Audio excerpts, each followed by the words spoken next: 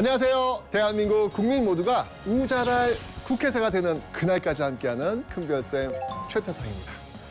자, 이 시즌3 두 번째 시간인데요. 자, 오늘은요. 정말 국회 방송이 아니면 이야기할 수 없는, 이야기할 수 없는 그런 주제를 갖고 이야기해볼까 합니다.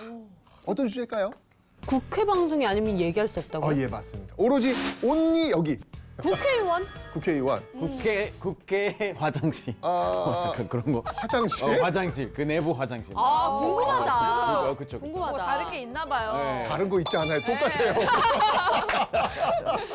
아, 근데 힌트를 드리자면 공간에 대한 거, 근데 공간 화장실이잖아. 맞는데요? 자, 화장실 말고 다른 말고. 공간이겠죠.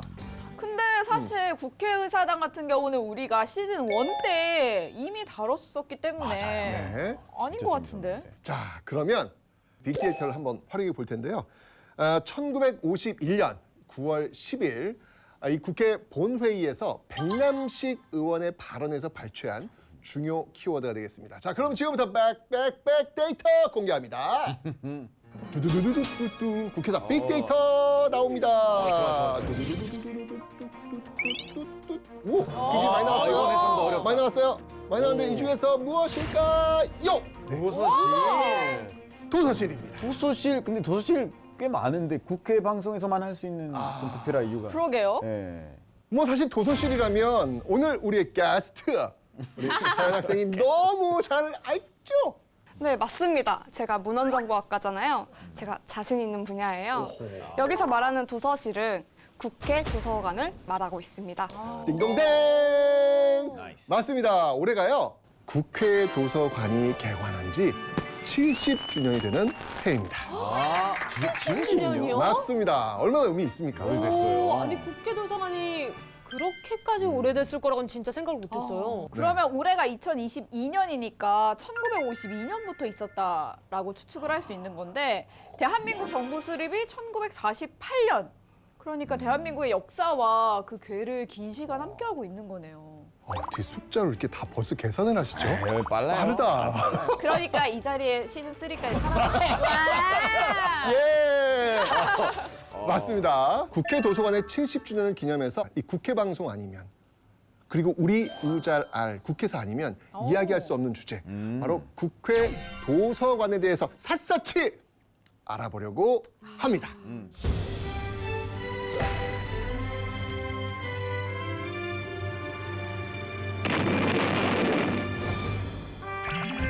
부산에서 전쟁통에 감동이다. 사명감이 느껴져요. 맞아요.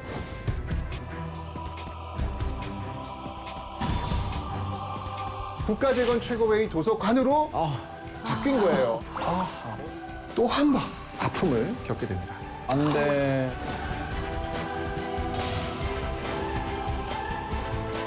국가보위 입법회의 도서관으로 계칭을 순탄치 않을 것 같은 국회 도서관의 앞날은 국회 도서관도 힘을 냅니다. 자, 그럼요. 빅데이터로 돌아가서요. 당시 이 백남식 의원이 도서실에 대해서 어떤 이야기를 했는지 한번 자세히 들여다보도록 하겠습니다. 속기락 읽어주는 우리의 장혜연 아나운서님. 도서관 설치에 대해서는 우리가 다 필요성을 느끼고 있었던 바입니다. 우리가 현재 법안을 참고하려고 하더라도 내무부니 법무부니 쫓아다니면서 책을 빌려보는 현실에 있기 때문에 이것을 하루바삐 실현해야 되겠다는 생각을 가지고 있었습니다마는 여러 가지 환경의 지배를 받아서 여의치 못하였습니다. 아 근데 지금 날짜를 보면은 1951년이에요. 네네네네. 그러면은 6.25 전쟁 당시인데 그 전쟁통에 도서관 설치에 대한 걸 논의를 했다는 거예요? 아우, 눈치가 그러네. 눈치가 백단이네. 정답 맞습니다. 어머. 네. 와 대단하다. 자, 이 빅데이터 키워드에서 눈치채셨겠지만 이 국회 도서실은요. 6.25 전쟁 중에 설치가 되었습니다. 1950년 6월 25일 새벽 잘 아시겠지만 이 북한군의 남침으로 시작된 전쟁은요. 순식간에 전선이 낙동강 연안까지 쭉쭉 밀려나면서 남한 정부는 이 부산으로 자리를 옮겨야 했죠. 맞아요. 그래서 그때 부산으로 피난 가가지고도 국회 열었던 거 저 기억난단 말이에요. 저 기억력 어떡할래? 부산. 오늘 다들 왜 이래요? 인상 깊었죠. 오늘 컨디션 좋아요. 좋아요. 예. 좋아요. 근데 저는 이해 안 되는 것은 그 전쟁통에 도서실이 필요가 있었나요? 그러니까 나라의 촌패가 달린 상황에서 책을 읽을 여유도 없었을 텐데. 그러니까 나라의 그 모든 물자를 지금 전쟁에 집중해도 모자란 시기잖아요. 그런데 왜 국회의원들은 도서실이 필요하다고 했을까요? 그래서 제가 준비했습니다. Z세대에게 묻는다. 국회 도서관은 왜 필요할까요?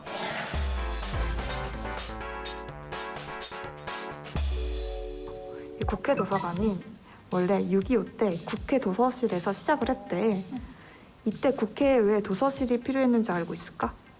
전쟁 중에 유실된 자료를 수집하고 보관하기 위해서라고 생각해. 그때 임시정부가 만들어진 시기에는 국회의원들이 하나의 법안을 만들기 위해서는 해당 기관에 직접 발로 찾아가가지고 그 관련 자료를 찾아봐야 된다는 번거로움이 있었대. 그래가지고 국회의원들이 국회 도서실을 만들고 싶어 했다고 알고 있어. 그래도 그때 당시에 입법 활동을 할 수 있는 장소가 전쟁 중이니까 마땅하지 않았을 테니까 그 장소를 국회 도서실이 해줬다고 생각해요. 네, 의원들의 입법 활동을 도와주기 위해서 있었을 것 같아. 국회 도서관의 역할을 알고 있어? 국민들에게 필요한 지식 서비스를 제공하고 국회 입법 지원 임무를 다하고 있다고 생각해. 공공 간행물이나 학술 논문 같은 그런 자료들을 납본해야 하는 그런 기관이라고 생각합니다. 입법 내용에 관한 그런 역사적인 사실이나 정보를 제공하는 게 역할이 아닐까 싶어. 공공도서관의 역할처럼 초중고 대학생들, 주민들을 위한 그런 지식과 정보를 충실히 제공하고 있다고 알고 있어. 야, 진짜 너무 잘하네. 확실히 문헌정보학과 학생들이 정말 다르네요. 디테일해요. 네. 그 Z세대 친구들의 대부분은 국회 도서관은 국회의원들의 원활한 입법 활동을 돕기 위해서라고 답변을 해줬어요. 또 국회 도서관의 가장 큰 역할에 대해 공공도서관의 기능과 학술 논문이나 국회 기록을 정리하고 보관하는 것이라고 했는데요. 제 생각보다 아주 잘 알고 있더라고요. 자, 그러면 이 전쟁 중에 도서실이 왜 필요했는지 당시 국회의원들의 발언을 통해서 정확히 알아보도록 하겠습니다. 단 한 칸의 도서실이라도 설치하여 국내외 신문 등이라도 입수하도록 하여 국회의원의 사명에 만분의1이라도 도움이 되도록 함이 본 결의안의 취지입니다. 와, 이거 되게 감동이다. 그러니까 국회의원이 나 지금 입법 활동해야 되는데 법 만들어야 되는데 자료가 없는 거예요. 좋은 법을 만들려면 자료를 봐야 되는데 그런 자료를 좀 볼 수 있으면 국회의원의 사명에 만분의 1이라도 도움이 되겠다. 뭔가 저 짧은 문장 안에서 진짜 사명감이 느껴져요. 맞아요. 그래서 도서실이 필요하다. 와, 이거 완전 감동이다 진짜. 네. 그러니까 아까 말한 것처럼 부산까지 피난한 상황에서도 이제 입법 활동을 한 거인데 아무래도 대한민국 정부가 세워진 지 얼마 지나지 않았기 때문에 많은 법안들이 좀 필요로 했을 것 같아요. 맞습니다. 그 법안을 만들려면 지식과 그리고 정보도 필요하기 때문에 그렇죠. 뭐 신문이나 책 같은 것도 필수였겠네요. 맞아요. 맞습니다. 국회 도서실 설치에 대한 그 결의안은요, 만장일치로 가결이 되었죠. 당연하겠죠. 다들 필요하다고 느꼈으니까, 다들 좋은 법 만들려고 노력했으니까. 그리고 다음 해인 1952년 2월 20일 임시국회가 자리한 부산 경남도청 무덕전에 국회 도서실이 개관을 합니다. 자, 지금 보시는 이 건물 제가 한번 보여드릴게요. 무덕전이라는 지금 건물을 지금 보고 계십니다. 어떠세요? 꼭 일본 건물 같아요. 어허. 느낌이 이제 딱 오죠? 느낌이 약간 네, 뭔가 우리나라 풍은 아닌 듯한 네, 뭔가 기와 좀 느낌은 아니에요. 일식집 들어갈 때 느낌이 메이라시 들잖아요. 한만생 할 것 같은 느낌. 맞습니다. 사실 이 무덕전은요, 일제강점기에 지어진 건물입니다. 자, 장현아 선생님, 무덕전의 무, 뭘까요? 무술! 아, 그렇죠. 나 이게 액션 좀 보여드려야 되나? 하기도 전에. 저도 봤어요. 일본 경찰이 무술을 훈련하는 그런 장소였습니다. 6.25 전쟁 당시에는요, 잠깐 임시 국회의사당으로 활용되었고요. 이후에는 검찰청, 법원 등으로 사용되었던 건물이죠. 지금은 철거돼서 사라졌습니다.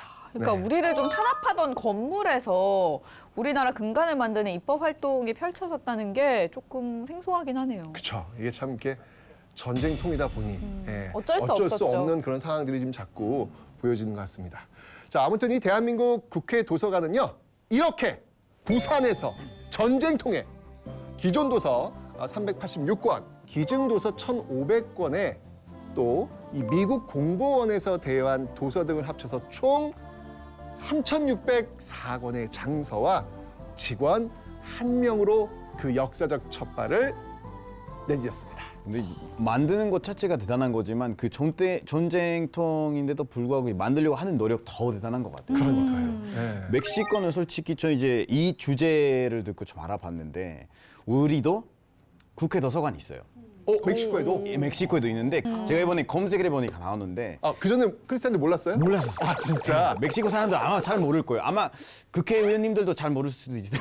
멕시코 옛날에 카톨릭 문화가 굉장히 이렇게 셌잖아요. 그래서 남아있던 수녀원, 수녀원? 그거를 수녀원을 거쳐서 국회 도서관으로 만들었었어요. 지금 현재도 쓰고 있어요. 그렇게. 아, 그렇게 지금 쓰고 있군요. 국회랑 같이 있어요? 같은 공간에 있어요? 위치는 나중에 제가 한번. 나중에. 좀 더 조사해봐야죠. 이 질문 나올 거라는 상상 못했네. 자, 어쨌거나 이 일제강점기를 지나서 6.25 전쟁통에서도 정말 올바른 국정, 정말 좋은 법을 만들기 위해서 노력했던 그런 국회의원들의 어떤 그런 의지, 이게 보이는 것 같아요. 이게 사실 쉬운 게 아니잖아요. 지금 포탄 날라오고 막 그런 상황이었는데 그래도 좋은 법 만들겠다고 열심히 공부하겠다고 도서실 필요하다고 하는 모습이 진짜 이분들한테 나 표 하나 이렇게 더 드리고 싶어요. 그죠? 예, 그런 느낌이 듭니다. 자, 우리는 근데 저번부터 지금 저희가 시작한 게 있습니다. 퀴즈가 있어요. 퀴즈 좋았어요. 날씨 왜 이렇게 좋아해요? 맞췄을 땐 자신감? 그냥 좋아할 수 있잖아요. 자, 할 수 있어요, 우리 날씨. 오늘 컨디션 좋은 것 같아요. 좀 괜찮아요. 자, 그럼 저 여기서 깜짝 퀴즈 보도록 하겠습니다. 자, 국회입니다. 네, 여기 국회 도서관 지금 같이 있어요, 저희는. 네. 국회 도서관에는 국회의 입법 활동을 지원하는 여러 부서가 있습니다. 또한 국립중앙도서관과 함께 국내에서 출판되는 자료들을 납본받는 국가도서관입니다. 해외 주요 도서관들과 자료를 교환하는 등 협력하고 있으며 국민에게 정보를 제공하는 기능을 수행하고 있습니다. 국회 도서관 소장 자료 중 등록번호 1번은 무엇일까요? 와우. 우와, 1번? 아, 이거는 어렵긴 한데 의미는 있네. 서현학생, 등록번호 1번의 의미가 뭐예요? 제일 첫 번째로 도서관에 들어온 도서가 아닐까요? 첫 번째잖아요. 굉장히 중요할 것 같은데. 혹시 그건가요? 뭘까요? 도서관 자체를 만들었다는 내용. 도서관 만들었다는 그 역사. 그 내용을 글로 써서 그게 첫 번째로. 그걸 처음으로 넣었다. 네. 좋은 상상이에요. 저는 법과 관련된 게 아닐까 싶어요. 왜냐면은 입법 활동을 중시했기 때문에 법률 서적 같은 거를 좀 1등으로 하지 않았을까. 납득이 되는 것 같아. 중요하고 이거. 의미가 있기 때문에. 그럴 것 같아요. 아니면 반전으로 만화 같은 걸 수도 있어. 이럴 때일수록 국민들은 웃음을 잃지 말아야 된다. 웃으면 복이 와요. 이런 거. 그럴 수도 있겠네. 전 법률서 쪽에. 괜찮네. 서현 학생은 혹시 뭘 것 같아요? 저도 법률서요. 법률서에 한 표. 이쪽에 표가 많이 오네. 외롭다, 그래요. 자, 그러면 정답 보겠습니다. 국회 도서관의 1호 등록책은 바로 이것입니다. 이 책은 에드워드 데이비슨의 현대시와 비평집입니다. 이 책이 첫 소장품이 된 이유는 한국전쟁 당시 주한 미국 대사였던 존 무초가 국회 도서실에 대여한다라는 공식 서한과 함께 도서 700책을 보내왔는데요. 이 책이 그중에 첫 번째로 등록되었습니다. 이건 의외다. 의외네요. 어떻게 보면 약간 저랑 좀 결이 맞았던 거 아닌가요? 시잖아요. 만화랑 시요? 만화도 마음의 양식이 될 수 있거든요. 시는 아니고 비평서랍니다. 어쨌든 미국에서 대여한 책이 이제 등록번호 1번이네요. 이것도 사실은 역사네요. 그렇죠. 왜냐하면 당시 우리가 광복되고 나서 미국의 영향을 굉장히 많이 받잖아요. 네네. 그 영향을 많이 받은 흔적 중에 하나가 국회 도서관 넘버1 책이었다는 거. 이것도 이렇게 역사가 연결되는구나라는 걸 알 수 있겠습니다. 자, 이렇게 전쟁통에 태어난 국회 도서관은요, 1953년 휴전이 되면서 이제 새로운 국면을 맞게 됩니다. 자, 여러분 잘 아시지만 휴전이 되면서 우리 국회는 어디로 간다? 서울. 그렇죠. 부산에서 서울로 갔겠죠. 1953년 옛 조선총독부 청사였던 중앙청 4층에 잠시 자리했던 국회는요. 이거 우리 시청자분들 예전에 우리가 한번 했던 기억 나시는지 모르겠습니다. 1954년에 다른 곳으로 이사를 하게 되잖아요. 어디? 자, 이제 진짜 어디? 사진으로 기억이 나는 것 같아요. 어디로 갔을까요? 이러시면 안 돼요. 너무 깊은 질문 오늘 금지하실게요. 종로가 가까운데. 태태태. 태? 태. 태? 답답하다 내가. 평평평. 네, 맞습니다. 바로 태평로가 되겠습니다. 지금 서울특별시 의회가 있는 곳이었죠. 그러니까 1975년 여의도 국회의사당 시대가 열리기 전까지 바로 그러니까 세종로 쪽에서 쭉 내려오면 태평로가 있거든요. 예, 거기에 있었던 것이죠. 뭔가 낯설고 되게 좀 오래된 얘기 같네요. 자, 그런데 그렇게 오래된 이야기가 사실은 아닙니다. 바로 산 증인이 계시거든요. 자, 바로 이 태평로 시절에 국회 도서관은 어땠을지 당시에 근무하셨던 분들을 한번 만나보도록 하겠습니다. 자, 안녕하세요. 나와주세요. 네, 안녕하세요. 안녕하세요. 소리 들리세요? 안녕하세요. 네네네. 저는 1956년도 9월서부터 1976년 9월까지 20년 국회 도서관에서 근무했던 이선배입니다. 오늘 새롭게 도서관에 와서 이런 말씀을 드리게 되니 너무 감개무량하고 모든 것이 새롭습니다. 90을 바라보는 우리 나이로는 90입니다만 33년생 할머니입니다. 태평로 시절에 국회 도서실에서 근무하셨잖아요. 어떤 분위기였죠? 태평로 도서관은 조그만 요새 같으면 뭐라 그럴까 이런 건물하고는 상상도 할 수 없는 그 학고방 같은 집에다가 우리는 그 책을 서고에 가봐도 다 쌓아놓고 그러고 있었지. 지금 현재 코리아나 호텔 그 장소가 이제 국회 도서관 자리입니다. 난 도서관이니까 매일 신관이 들어와요. 신관이 들어오면은 그걸 갖다 이제 자루, 그 책 크기 재고, 또 작가 이름 쓰고 출판사 이름 쓰고 그렇게 해가지고 이제 그 카드를 정리해가지고 그게 이제 일이에요 하루에. 역사니 철학이니 요거 분류 다 한 대로 해서 열람실에 갖다 다 놓으면은 열람도를 하고 의원 열람실도 그 후에 조그맣게 만들어서 거기 와서 의원님들이 공부도 하고 그랬어요. 혹시 기억에 남는 국회의원분 계실까요? 궁금하다. 네. 김영삼 대통령께서 처음 국회의원이 돼가지고 오셔가지고 인사하고 다니시던 생각이 나.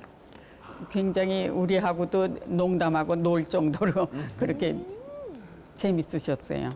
국회 도서관이 70년이 됐는데 감회가 새로우시겠습니다. 내가 지금까지 자부심을 갖고 살 수 있었다는 거는 그래도 첫 번째 들어온 직장이 국회 도서관. 도서관에서 한 20여 년 근무를 했고 또 지금 이렇게 남은 발자취 지금 현상으로 이렇게 발전해가는 이 모든 거를 봤을 때 자부심을 가지고 살 수가 있고 행복합니다. 네. 두 분 만나 뵙게 돼서 저희 정말 행복했습니다. 오늘 인터뷰 정말 감사드립니다. 건강하세요. 안녕하세요. 정말 유쾌하시네요. 정정하세요, 그리고. 네, 진짜 맞아요. 그 도서관 조장기부터 지금까지 바라보던 그 전설이시잖아요. 그러니까. 그건 느껴져요. 네. 그러니까 국회 도서관의 역사의 그 현장을 지키신 그런 분들이기 때문에 다시 한번 그 감회가 새롭습니다. 네. 자, 1955년에 민요원 사무처 직제 개정에 따라서 이 국회 도서실에서 국회 도서관으로 승격을 하는데요. 그로부터 1년 후 바로 우리 보셨던 이 산 증인분들께서 국회 도서관에서 일을 하시게 된 겁니다. 도서실에서 국회 도서관으로 승격 후에는요, 더욱 체계적인 그런 조직과 시설을 갖출 수 있었고요. 57년에는요, 무려 29,042권으로 보유 장소도 훨씬 많아졌습니다. 부산에서 처음 개설했을 때랑 비교를 하면 어마어마한 발전 같아요. 그죠? 네. 정말 전쟁통에 정말 출발했던 이 도서관이 또 이렇게 자리를 잡게 되는 모습 보니까 기분이 참 좋죠? 그쵸. 그죠? 그런데 여기서 이제 또 한번 사고가 터집니다. 안 돼. 역사가 그냥 좀 편안하게 쭉 갔으면 좋겠는데 우리 현대사가 그렇질 않아요. 국회 도서관은요, 어떤 사건 때문에 다른 이름으로 바뀌게 됩니다. 이름이요? 네, 이름을 바뀌게 됩니다. 국회 도서관 괜찮은데 왜 바꿨을까요? 바로 1961년. 검은색 이 선글라스가 CG로 제가 입혀주세요. CG로. 네. 마이클 잭슨. 마이클 잭슨. 잠깐만. 잠깐만 있으면 되는데 느낌으로. 안녕. 그럴 수 있죠. CG 작업이 좀 엉성했나 봅니다. 네. 네, 1961년 바로 5.16 군사정변. 네, 박정희 소장을 중심으로 한 정치 군인들이 일으켰던 바로 이 군사정변, 바로 이 공화국이 이를 계기로 해서 무너지게 되었습니다. 이때 그 정권을 잡으면서 국회를 좀 강제로 해산시켰었잖아요. 맞습니다. 국회가 해산됐습니다. 그니까. 여기 이 이름이 뭐였죠, 방금? 국회 도서관. 국회 국회 도서관. 도서관. 근데 국회가 해산됐습니다. 그러면 도서관도 그렇죠. 맞습니다. 여기가 이제 힌트가 되는 거예요. 그러니까 이 1961년 5월 16일 이 군사정변과 함께 이 정부 기관들이 모두 군부에 넘어가게 되죠. 그러면서 국회가 해산됐는데 이때 국가 최고 통치 기관으로 무엇을 만드냐면 바로 국가재건 최고회의. 좋습니다. 네.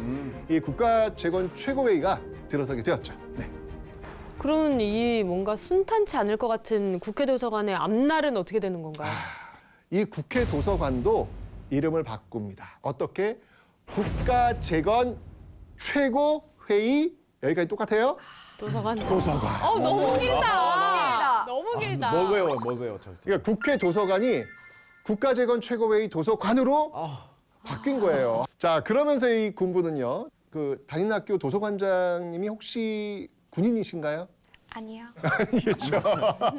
일반적으로 도서관장을 군인들이 맡을 이유는 거의 없잖아요. 없죠. 왜냐하면 군인들은 나라를 지키셔야 되니까. 네. 그죠? 그런데 이때 역시 군사정변 맞긴 맞습니다.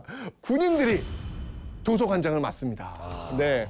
처음에는요, 육군 중령 박연석 이분이 이제 도서관장을 역임하고요. 62년 1월 10일에는 박연석 관장의 후임으로 이금섭 대령이 관장으로 부임하게 됩니다. 이 국회 도서관 역사상 현역 군인이 도서관장이 된 딱 두 분이십니다. 진짜. 놀랍지 않습니까? 아니 국회 도서관도 이렇게 정치적 상황과 맞물려 돌아간다는 사실이. 그러니까 도서관에까지 군부의 손이 닿았다라는 게 지금은 좀 상상할 수 없는 일이네요. 정말 이해가 안 가는 게 군부가 그 도서관을 장악해서 뭐예요? 도서관이 뭐 어떤 권력기관도 아니잖아요. 그러니까요. 궁금하잖아요. 깜짝이야. 시동 건다. 아니 무슨 헐크로 변하는 것 같아. 나도. 옷 색깔도 초록색이야. 예. 시즌 3에도 돌아왔습니다. 오늘도 내일도 내일 모레도 그 알코께서 그것이 알고 싶냐? 알고 싶냐? 돌아왔습니다. 들어왔네요. 반갑습니다. 네. 반갑습니다. 네. 자 일단 군부는 국회 도서관을 장악하고 어떤 이익을 얻었을까요? 궁금하시죠? 네. 궁금해요? 너무 궁금해요. 알려드리겠습니다. 화면 보시죠. 네. 이익이 있었습니다. 바로 이 최고 회의보인데요. 국회에서는 49년 11월부터 국회보라는 청기 간행물을 발간했습니다. 국회가 무슨 일을 하는지, 국민들은 어떤 생각을 하는지, 국회와 국민 사이를 잇는 다리 역할을 하기 위해서였는데요. 군부는 국회와 도서관을 장악한 다음에 국회보를 배간하고요. 그리고 최고 회의보를 발간합니다. 어딨어? 바로 국가재건최고회의 도서관에서 편집 발행했죠. 네. 국회 소식을 전한다라기보다는 어떻게 보면 군부 정권의 정당성을 알리는 그런 간행물이 되겠어요? 그렇네. 맞아요. 너무 맞습니다. 최고회의보가 1963년 12월 폐기하기 전까지 계속해서 5.16 군사정변에 대한 정당성을 설파하고요.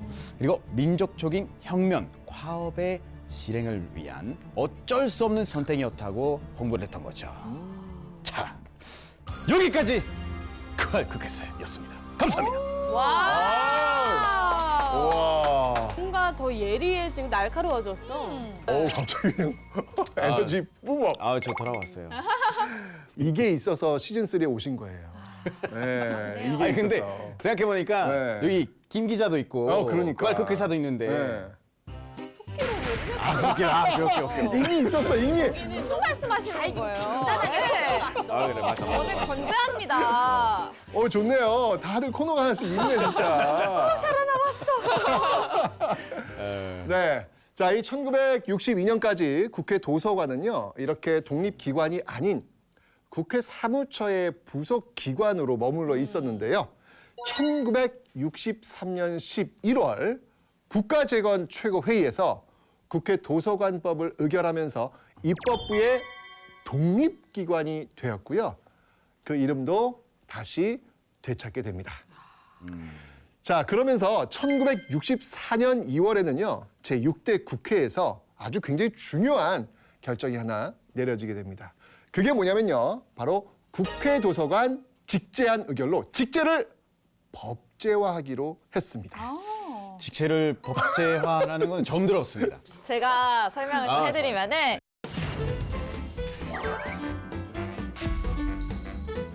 일반적으로 직제라는 건 직무와 직위에 대한 제도를 가리키는 말인데요. 국가 행정기관이나 그 밖의 단체, 조직, 기관 등의 기구, 구성원, 직무 분담 등에 관한 제도 또는 법규를 뜻하기도 합니다. 그러니까 이게 국가 행정 조직을 법으로 규정했다는 거예요. 법으로. 이게 굉장히 중요한 의미를 갖고 있는 건데 국회 도서관에 몇 명의 사람이 있고 또 필요하고 또 관장은 1명, 또 팀장은 몇 명 이런 식으로 지금 정한 겁니다. 이거를 법으로 이 조직을 보장한다라는 그 의미가 있는 것이죠. 네. 그럼 국회 도서관의 필요성을 이 군사 정권이 인정했다라고 볼 수 있는 거네요? 당연하죠. 네. 근데 여전히 이제 시작에 불과하고요. 아직도 이 국회 도서관은 국회의원의 그 입법 활동을 돕기에 역부족이었던 부분들이 상당히 많았습니다. 그래서 이 많은 국회의원이 국회 도서관의 역할을 강화하기 위해서 어떤 노력을 했는지 이 국회의원의 어떤 이야기를 한번 좀 들어보도록 하겠습니다. 자, 속기록 키워드 보겠습니다. 어떤 내용일까요? 짠! 지식 부족. 지식 부족 약간 제 얘기 같기도 하고. 예. 그냥 나처럼 조용히 있어. 아유, 크리스타님 지식 부족이 아니에요. 성장했죠. 그럼요. 얼마나 성장했는데요. 아니, 멕시코에서 오신 분이 이렇게 맞아. 내가 멕시코 가서 저 자리에 앉을 것 같아요? 그만하세요. 그만할게요, 그러면. 진짜 깜짝이야. 자, 이 지식 부족 이게 도대체 어떤 내용일지 궁금하시죠? 네. 뭔가 국회의원이 나 지식 부족해 이걸 외친 것 같은 그런 느낌이 드는데 자, 이 부분 우리 속기록 읽어주는 아나운서님 부탁드리겠습니다. 국회의원들이 결국 보좌원의 부족이라든가 자료의 부족이라든가 또는 자신의 지식 부족, 국회의원이라고 해서 국정 전반에 대해서 만능의 지식을 가질 수가 없는 것입니다. 이런 것을 도서관을 통해서 보완을 받아가지고 이래가지고 국회의원들이 기동적인 활동을 할 수 있는 것입니다. 그럼에도 불구하고 지금 거의 도서관이라는 것은 거의 국회의원들하고 유리되어 있어 그저 몇 사람 국회의원이 시간이 났을 때 도서관에 가서 책 읽는 것, 또 우리가 그저 한 달에 한 번 국회보라는 것을 받는 것, 또 기타 자료도 도서관에서 만들어줍니다마는 국회의원들이 즉각 입법하는 데 필요한 도움을 받는 도서관의 기능을 발휘하지 못하고 있는 것입니다. 아니 여기 지금 이거 얘기하신 분이 김대중 국회의원이에요. 네. 이분은 책벌레로 소문나신 분이잖아요. 네. 그 책만으로 부족하다고 보신 거죠. 왜? 법을 하나 만들 때 그때마다 대응할 수 있는 무언가의 체계적인 자료가 필요한데 단순히 뭐 국회보 받아보고 그저 수동적으로 가서 책 읽는 거 이 정도로는 국회 도서관 안 된다. 이거 얘기하는 거잖아요. 도서관의 기능이 제대로 발휘되고 있지 않는 것 같아서 조금 아쉽네요. 국회에 있어서 이 국회 도서관의 기능이 정말 중요합니다. 그러니까 지식과 정보를 다 알 수 없잖아요. 그러니까 이 도서관에서 공부하고 배워야 하는데 지식과 정보를 관리해줄 인력이 부족하고 정보량 자체도 적으니까 뭔가 입법 활동할 때 답답하다. 이걸 지금 토로하고 있는 것이죠. 의지만으로는 법을 만들 수가 없잖아요. 그러니까 국회 도서관이 존재해야 되고 또 체계적으로 정비돼야 된다는 그런 이유를 알 것 같아요. 원활한 입법 활동을 위해서도 꼭 반드시 필요한 것 같고. 그렇죠. 자, 이렇게 지금 김대중 의원이 우리 입법 활동하기 위해 도서관 기능이 좀 더 조직화돼야 된다라고 얘기했을 때 자, 여당, 야당 누가 찬성하고 누가 반대할까요? 근데 이거는 너무 맞는 말이잖아요. 그렇죠. 여기에 대해서 뭐 여야가 아니요, 이거 할 수가 없잖아요. 맞아. 자, 그래서 여야 관계없이 모든 의원이 공감했고요. 그래서 국회 도서관법 중 개정 법률안과 관련한 모든 법안이 만장일치로 가결이 됩니다. 자, 국회도요, 이 국회 도서관에 대한 지원과 이 재정도 확대했고요. 국회 도서관이 제 역할을 할 수 있게끔 노력을 해준 것이죠. 특히 이 1973년에는요, 그 국제사회의 주요 정책 및 입법 현황을 전문적으로 연구해서 국회의원에게 전달하는 해외 자료국도 신설이 되었습니다. 안에서 이렇게 입법 활동을 하다가 외국에 보면, 선진국에 보면 더 좋은 법들이 있을 거 아니에요. 그런 것들을 딱딱딱 전해주면 이거 우리의 상황을 이렇게 바꾸면 되겠는데 이럴 수 있잖아요. 네. 그런 해외 자료국이 만들어진 거죠. 자, 뭔가 이 체계를 잡아나가는 그런 국회 도서관의 모습 그려지시죠? 자, 그러면서 이 국회 도서관의 새 시대가 함께 열립니다. 여기는 여의도에 자리 잡은 새 국회 의사당입니다. 9월 1일 박 대통령이 참석한 가운데 준공식이 베풀어졌습니다. 새 의사당은 대지 10만 평에 연건평 24,700평의 석조 건물로 지하위층, 지상 6층인데 동양에서 가장 큰 국회 의사당입니다. 7년여의 공사 끝에 준공을 본 새 의사당에서는 9월 22일에 열리는 정기국회부터 민의의 전당으로서 구실을 다하게 됩니다. 드디어 이제 여의도 국회 시대가 열린 거예요. 1975년에 국회의사당이 준공했고요. 국회 도서관도 이 의사당 본관으로 오게 됩니다. 당시에는요, 이 국회의사당 그 지하 1층에 서고, 열람실, 사무실을 두었고요. 도서관장실은 지상 1층에 그리고 2층에 의원 열람실을 두었습니다. 그런데 아직은 터부살이를 계속하고 있었네요. 지금은 이제 국회 도서관 건물이 굉장히 별도로 있고 이제 그거 멋있잖아요. 그렇죠. 잠깐만, 근데 더부살이라는 말을 어떻게 알아? 더부살이라고 했어요. 그러게요. 크리스티 안 어디 안씨야? 혹시 그 저기 국회 도서관 가본 적은 있어요? 한국 한국. 거요? 아니요. 그러면 혹시 제가 숙제를 내드리면 예. 다녀오실 수 있어요? 외국인이 들어갈 수 있나요? 그냥 마음만 먹으면? 그러면서 안 들어가려고 하는 거죠. 숙제 안 하지 말고. 그렇고. 뭐 여권 챙겨야 되거나 뭐 그런 거 필요한. 그니까 뭐 필요하지 않아요? 가능합니다. 네, 숙제하실 수 있습니다. 네, 여권하고 외국인 등록증 가져가시면 열람 가능합니다. 괜찮은데요? 네, 그래요. 숙제 되면 내드릴게요. 자, 갔다 올게요, 진짜. 진짜로. 인증샷 진짜 드릴게요. 한번 국회도서 한번 다녀오시면 좋을 거예요. 되게 멋있어요. 네. 자, 그런데 참 이렇게 여의도 시대를 열고 정말 잘 나갈 것 같았던 이 국회 도서관이 또 한 번 쓰라린 아픔을 또 겪게 됩니다. 바로 1979년 새로운 정치군인들, 바로 신군부가 정변을 일으킨 거죠. 바로 12.12 사태. 맞아. 또 한 번 역사가 반복되는 듯 합니다. 전두환 소장을 중심으로 한 12.12 사태의 출발, 이러면서 이 전두환 정부가 권력을 서서히 쥐게 되는데요. 자, 이때 이 국회 도서관이 또 한 번 아픔을 겪게 됩니다. 뭘로 바뀌냐면 국가보위 입법회의 도서관으로 개칭을 하게 됩니다. 아, 진짜 국회 도서관 역사가 우리 현대사의 역사네요. 지금 보니까. 그죠? 이런 바뀌는 모습 보면 너무 가슴이 좀 아파요. 저기 문헌정보학과로서 어떤 느낌이 드세요? 정권이 자꾸 교체되면서 바뀌는 거니까 어쩔 수 없다고 생각하지만 이제 문헌정보학과로서 도서관의 역할은 그대로 이어져야 되고 이름도 그대로 이어져야 되지 않나 싶습니다. 그러니까 이 국회 도서관의 운명이 국회와 함께 연동이 되는 것 같아요. 여기에서도 역시 거의 실질적으로 국회가 정지가 되면서 해산되다시피 하거든요. 그리고 이듬해 2월, 아까 제가 왜 직제화, 그 법제화 말씀드렸잖아요. 그 국회 도서관법이 폐지가 됩니다. 결국 국회 도서관은 다시 독립기구로서의 위상을 잃게 됩니다. 그뿐만 아니고요.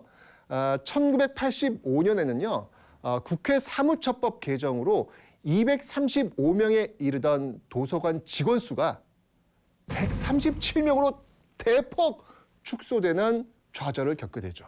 거의 반이 지금 제가 보니까 정리해고된 것 같아요. 그렇네요. 네. 국회가 해체될 때마다 국회 도서관도 일을 같이 했었던 거네요. 그러니까요. 예.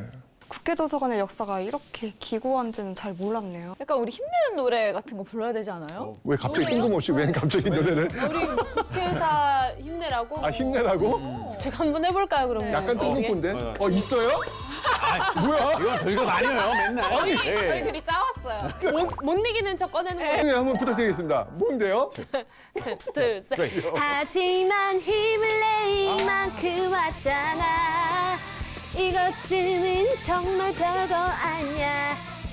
진짜 사랑하는 오빠야. 자기 노래잖아요. 얘기해 어떤 건데? 야, 이 기회를 노려서 이렇게 자기 홍보를 습관이에요. 이렇게. 요즘 하도 오빠를 부르고 다니니까 자연스럽게. 뭐만 하면 이렇게 연결이 되네요. 매회 지금 홍보 지금. 아니 그래요. 좀 힘을 좀 냈으면 좋겠습니다. 아, 이렇게 진짜 국회 도서관이라고 하는 인격체를 놓고 본다면 이름이 자꾸 바뀌는 거잖아요. 그것도 강제로 자기가 원하는 게 아닌데 좀 가슴 아픕니다. 자, 이렇게 나희 씨가 또 이렇게 힘을 내라고 하니까 국회 도서관도 힘을 냅니다. 만세! 만세! 네. 1988년 2월 20일 독립 건물로서 여의도 국회 도서관이 드디어 개관을 합니다. 네. 자, 여기 지금 국회 도서관 건물 보이시죠? 1952년 부산에서 국회 도서실이 열린 지 정확히 36년째 되던 날이라서 더 뜻이 깊습니다. 연면적 28,118제곱미터, 지하는 1층이고요. 지상 5층으로 지어졌고 바로 현재 국회 도서관의 모습 그대로가 되겠습니다. 여러분들, 자, 여기서 살짝 퀴즈 제가 한번 내볼까요? 국회 도서관 이 모습을 보면서 뭔가 어떤 그 영감이 떠오르지 않습니까? 왜 이렇게 만들었을까? 약간 국회의사당 앞면이랑 조금 비슷한데 약간 작은 버전 아니에요? 좀 뭔가 철장 같아요. 철장 같은 느낌. 이걸 철장 같은 느낌 만드시면 이렇게 잘못 만드신 거예요. 그러니까 철장 같이 너무 견고하다. 견고하다. 그래서 이게 의미가 있나요? 의미가 있습니다. 상상의 의미가? 여기가 어디라고 제가 말씀드렸죠? 도서관. 도서관. 뭐 이거 보이지 않습니까? 책! 정답! 책장! 책꽂이! 오, 진짜 같아. 그거 형상해가지고 만들었다는 이야기가 있더라고요. 1988년 그 현재 국회 도서관이 개관한 그해 12월 국회 도서관법이 다시 제정되면서 다시 독립기관으로서의 위상을 되찾게 됩니다. 그리고 1993년에는요 일반인에게 이 도서관을 개방하면서 국민에게도 정말 친화적인 그런 도서관으로 발돋움하고 있습니다. 저 사실 제가 학교에 있을 때 우리 학생들한테 그 소논문 작업을 제가 같이 했었어요. 수시 들어가려면 필요한데 논문을 보기가 쉽지가 않아요, 사실은요. 어디서 봐야 되고 학생들이 계속 물어보는 거예요. 그때 제가 늘 이야기했던 거. 국회 도서관을 가라. 여기 가면 이제 대한민국에 나오는 논문이나 논문 다 있거든요. 예, 여기 가서 봐라. 근데 제가 이렇게 보냈던 이유 중에 하나는 뭐냐면 그럴 때 아니면 언제 국회 도서관 가보겠어요. 가보셨어요, 국회 도서관?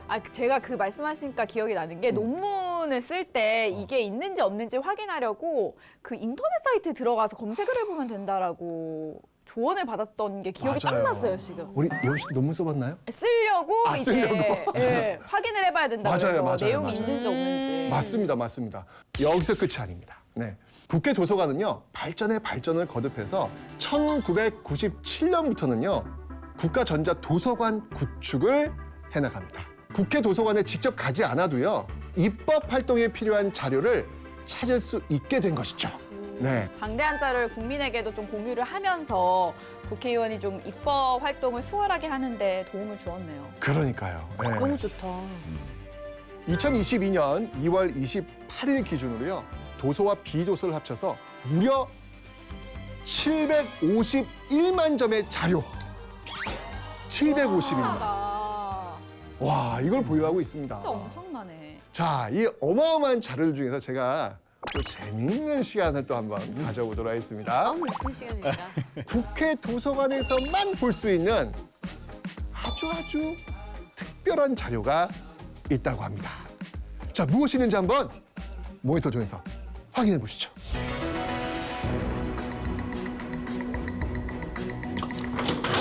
오, 이거 수장고, 금고, 오, 우와, 야, 뭐야. 야, 이거 진짜 귀한 책들이 있는 곳인데. 대박이다. 네. 장갑 그니까. 뭘까요? 어머. 크리스찬 너무 힘들겠다. 한자 나왔다. 수장고에서 보관 중인 이 책은 조선 중종 때 간행되어 현재까지 한 권만 남아있는 유일본입니다. 바로 박통사라는 책인데요. 혹시 들어보신 적 있으신가요? 국회 도서관에서 소장하고 있는 박통사는 과연 어떤 내용의 책일까요? 자, 국회 도서관에 소장한 유일본 박통사는 어떤 책일까요? 갑자기 이거 가쁜 TV쇼 진풍명풍 느낌이거든요, 지금. 근데 일단 그 한자를 좀 해석을 해보면은 박씨할 때 박, 그리고 통은 통할통, 사는 일사잖아요. 이걸 좀 연결해 볼까요? 어떻게 연결할 수 있어요? 박씨랑 뭔가 통했다. 그러니까 약간 뭔가 그 시대 치정 막 아, 그 시대 사랑과 전쟁? 러브스토리 통하였느냐? 통화했느냐? 통하였다. 뭔지 모르겠네요. 아, 이 느낌이 안 오시나 보네. 예. 박통사? 자, 지금 힌트를 좀 제가 드릴까요? 네. 통은 뭐냐면 통역하다 할 때 통이에요. 박씨가 통역하는 이야기. 아, 박 씨가 통역하는. 뭐 비슷하게 지금 각오는 있는 듯한데. 박 씨는 확실한데. 자, 그럼 정답을 한번 확인해 보도록 하겠습니다. 알려주세요. 이 박통사는 바로 조선전기 최세진이 중국어 학습서인 한문본 박통사를 한글로 번역한 책입니다. 한글이 발명된 이후 여러 번 언해되었는데요.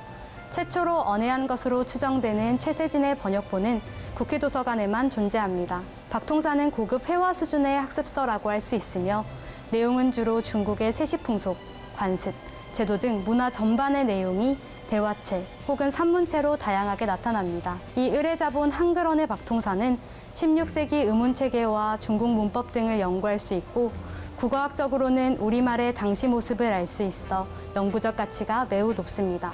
바로 이거였습니다. 귀한 책이네요. 야, 너도 할 수 있어. 아니, 그러니까 지금 우리는 미국 영어 배우잖아요. 이 당시는 중국어 배우는 거예요. 회화서예요, 회화서. 예. 여러분들 외국 나왔을 때 이런 거 보잖아요. 전 너무 진짜 신기한 게 뭐 국회 도서관이 서적이나 뭐 국회와 관련된 자료들만 있는 줄 알았는데 뭔가 박물관 같았어요. 그러니까요. 아까 수장고에 딱 들어가는 거 보셨잖아요. 네. 일반 도서관 기능, 입법을 돕는 기능, 주요 자료 보관까지 국회 도서관의 역할은 진짜 무궁무진한 것 같아요. 그러니까요. 근데 솔직히 사람들은 이렇게 도서관을 지나가다 보면 얼마나 큰 역할을 하고 있는지 잘 모를 것 같아요. 역사적으로. 그렇죠. 전혀 몰랐었는데 그러니까. 6.25 전쟁부터 군사 정권을 거쳐 지금까지 정말 험난한 한국 현대사의 길을 국회와 국회 도서관이 함께하고 있었네요.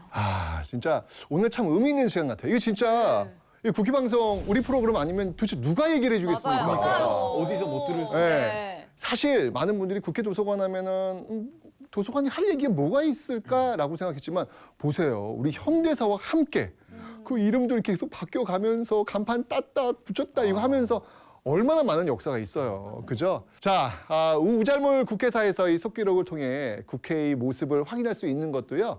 기록을 잘 보관하고 보존했기 때문에 가능한 일이겠죠. 자, 이 국회 도서관이요. 올해로 개관 70주년을 맞이했다라고 제가 말씀을 드렸는데요. 야, 이 지난 3월 31일 국회 도서관이 태동한 어디? 부산. 이 부산에 국회 부산 도서관이 개관을 했습니다. 이거야. 너무 정말 뜻깊은 일이죠. 그죠? 네, 이 국회 도서관이 처음 태어난 부산에 국회 도서관의 첫 지역 분관이자 이 동남권 첫 국립도서관이 개관한 것입니다. 앞으로 이 국회 부산 도서관은요, 지방의회 정보센터, 의회 법률 정보센터, 뭐 이와 같은 의회 도서관으로서의 역할과 국민을 위한 도서관으로서 이 관외 대출 서비스, 또 의회 민주주의 체험 교육 등에 힘쓸 예정이라고 합니다. 수준 높은 정보 서비스를 통해서 지식 문화의 어떤 균형 발전에도 큰 도움이 될 거라고 기대하고 있겠습니다. 네. 자, 이렇게 오늘 국회 도서관의 역사를 한번 살펴봤습니다. 저 이제 부산 가면 국회 부산 도서관 꼭 한번 가보려고 그래요. 예. 너무 의미 있잖아요. 예. 국회 도서관이 태어난 산부인과 병원. 네. 그곳이 그곳 아니겠습니까? 네. 한번 가봐야 될 것 같아요. 그죠? 마지막 시간이 됐습니다. 네. 이제 기다려주시죠. 바로 이 코너! 오늘의 우잘알 한마디. 자, 오늘 나는 이것을 알게 되었다. 늘 첫 번째 기회를 드립니다. 오늘 나는 국회 도서관의 성장기를 알게 되었다라고 말씀드리고 싶어요. 솔직히 제가 문헌정보학과이긴 하지만 이렇게 국회 도서관의 역사를 세세하게 알지 못했거든요. 국회 도서관이 그냥 태동하지 않았구나, 되게 기구한 역사를 갖고 자라왔구나라는 생각이 들어서 이제 앞으로의 국회 도서관은 더욱더 찬란하게 성장하길 응원하겠습니다. 좋습니다. 네. 자, 우리 나희 씨. 오늘 나는 국회 도서관을 앞으로는 우리가 좀 더 관심을 가지고 그럴 필요가 있겠다라는 생각을 했습니다. 그러니까 그동안에 뭔가 이제 정권 교체라든지 군사정변이 있을 때마다 이름을 바꾸고 막 우리 국회 도서관이 너무나도 고비가 많았어요. 근데 그럴 필요가 없는 곳인데 그냥 보존할 것들은 보존하고 정권 교체가 되더라도 좀 그럴 필요가 있겠다라는 생각이 들었어요. 그래요. 항상 흔들리지 않고 흔들리지 않는 편안함으로 우리한테 늘 국회 도서관은 있기를 바랍니다. 오늘 나는 국회 도서관의 고생길을 알게 됐다. 고생길. 한국 국회 도서관 어떻게 보면 생존자잖아요. 그렇죠. 네. 그래서 그 생존자를 제가 한번 직접 가서 사진 찍어 오겠습니다. 진짜요? 증명사진까지 이렇게 드리겠습니다. 딴 얘기하지 마. 아니 진짜. 스케줄 많잖아. 사진 같이 보시죠. 네, 오늘은 제가 국회 의사당 앞에 와 있는데요. 약속한 대로 바로 옆에 있는 국회 도서관을 한번 방문하도록 하겠습니다. 모니터에서 봤던 그 이미지랑 너무 다르네요. 생각보다 너무 커요.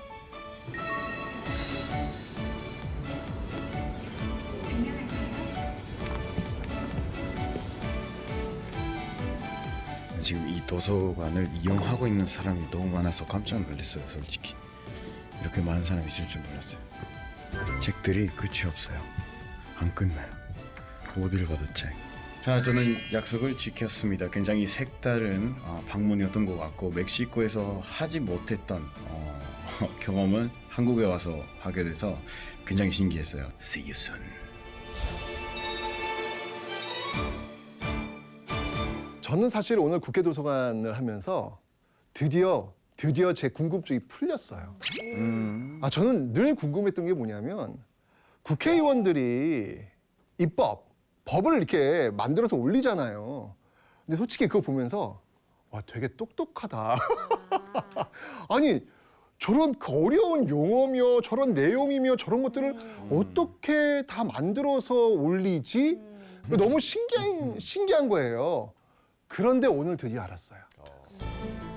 바로 우리나라 그 좋은 법들을 만드는 데 있어서 그 국회의원들을 도와주고 보좌해주고 지원해 주었던 국회 도서관이 있었기 때문에 지금 우리가 이렇게 참 좋은 입법, 좋은 법 이 하에서 생활할 수 있겠구나라는 어떤 그런 생각이 들면서 드디어 이 국회 도서관이 그 키였음을 우리나라 그 좋은 법의 키였음을 알게 되는 시간이었습니다. 자, 이게 1회, 2회 나오셔가지고 정말 너무 좋은 얘기 많이 해주셨는데 어떻습니까? 소감 한번 주시죠. 저번 방송하고 오늘 방송을 하면서 느꼈던 거는 익숙함에 속아 소중함을 잃지 말자라는 생각이 들더라고요. 과거 속에 많은 사람들의 노력과 노고가 있었기에 저희가 이렇게 편하게 익숙하게 생활할 수 있다고 생각합니다. 오늘 정말 뜻깊은 시간이었고 감사합니다. 야, 멋있다. 시청자 여러분도 소감 남겨주세요. 우잘모 국회사 인스타그램 그리고 국회방송 홈페이지 그리고 유튜브에 댓글로 남겨주시면 되는데요. 오늘 나는 무엇을 알게 됐다.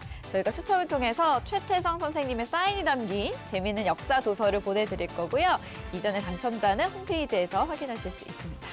네, 모두가 우잘알 국회사가 되는 그날까지 저희가 함께 하도록 하겠습니다. 오늘도 시청해주신 여러분 감사합니다. 다음 주에 만나요. 안녕하세요. 고맙습니다. 다음 주에 봐요.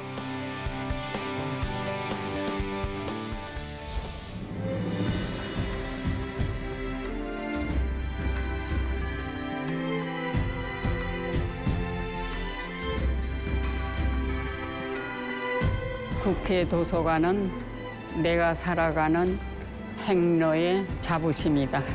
저에게 국회 도서관은 역사의 산실입니다. 내 청춘의 시작이니까 내 인생의 전부라고도 할 수 있겠죠.